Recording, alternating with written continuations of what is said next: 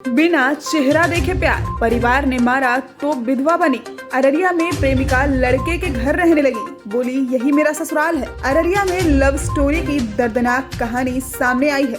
एक लड़की 2 साल से बिना मिले जिस लड़के से प्यार करती थी, उसे परिवार वालों ने धोखे से बुलाकर हत्या कर दी।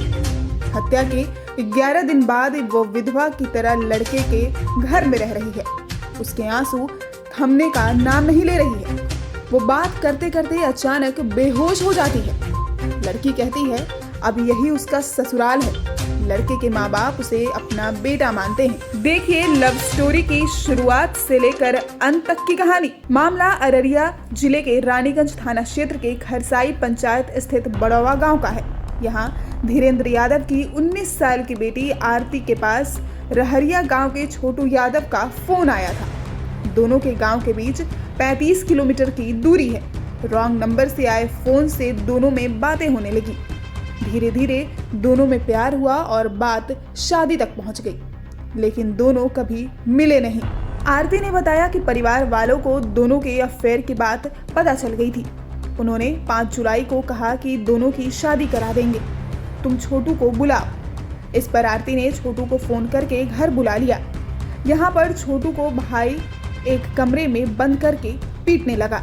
मैं चिल्लाती रही, मुझे दूसरे कमरे में बंद कर दिया गया। 6 जुलाई की सुबह पंचायत बैठी और दोनों की शादी कराने की बात कही गई, लेकिन मेरे जीजा तैयार नहीं हुए। मुझे और छोटू को मारने की बात कही। बाद में पिता, भाई और जीजा ने मिलकर छोटू की हत्या कर दी, लेकिन आरती ने हार नहीं मानी। वो छोटू के शव के पीछे पीछे अस्पताल पहुंच गई। आरती ने लोगों को बताया कि उसके परिवार वालों ने छोटू की हत्या की है। इसके बाद पुलिस ने आरती के पिता और भाई को गिरफ्तार कर लिया।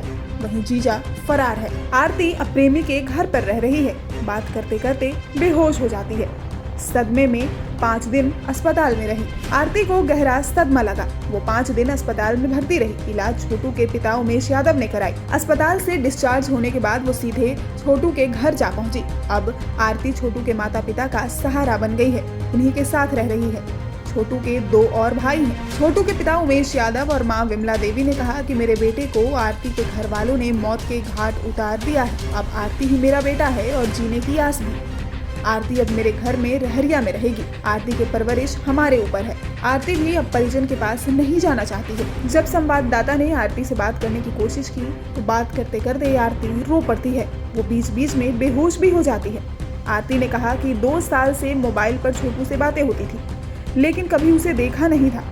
परिवार के कहने पर छोटू को मिलने के लिए बुलाया था। उनको हमने कहा था कि शादी करेंगे, क्योंकि परिजनों ने उसे भरोसा दिया था कि दोनों की शादी करा देंगे। मामले पर एसडीपीओ पुष्कर कुमार ने बताया कि प्रेम प्रसंग में छोटू की हत्या हुई है। लड़की के परिजनों ने लड़की को बताया था कि अगर तुम प्रेम करती हो तो प्रेमी को बुलाओ, उससे शादी करा देंगे। लड़की ने जैसे ही प्रेमी को बुलाया, धोखा देकर वो लोग उसे दूसरे कमरे में ले गए और उसकी हत्या कर दी।